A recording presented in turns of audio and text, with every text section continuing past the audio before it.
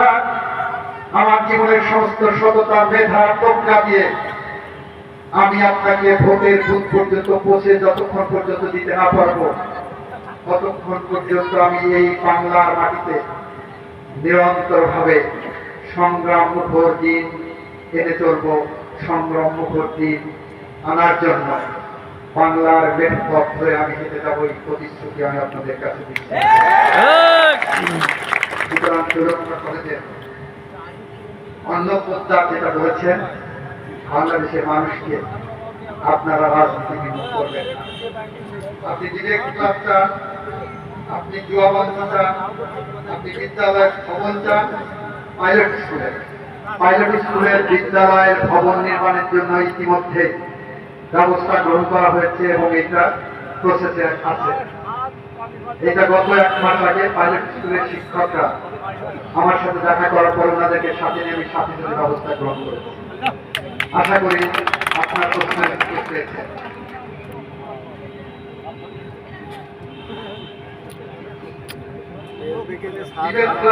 আপনারা গঠন করেন, আপনাদেরকে বাধা দিলে আমি আপনাদের পাশে এসে দাঁড়াবো।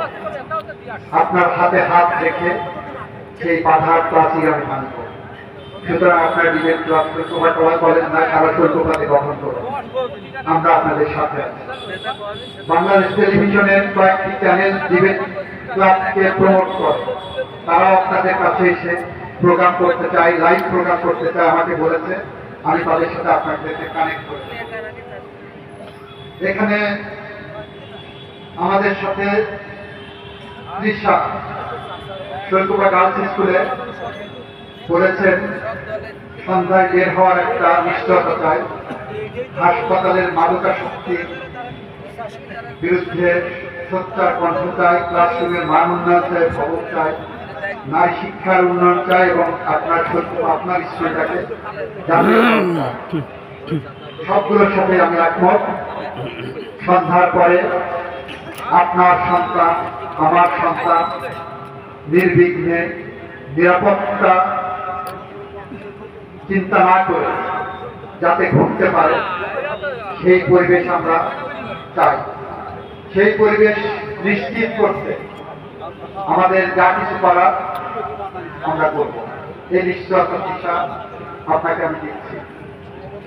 শাহরিয়ার আছেন ডিগ্রি কলেজের অনার্স করতে আমি কথা বলেছেন, এটার উত্তর আমি দিয়েছি।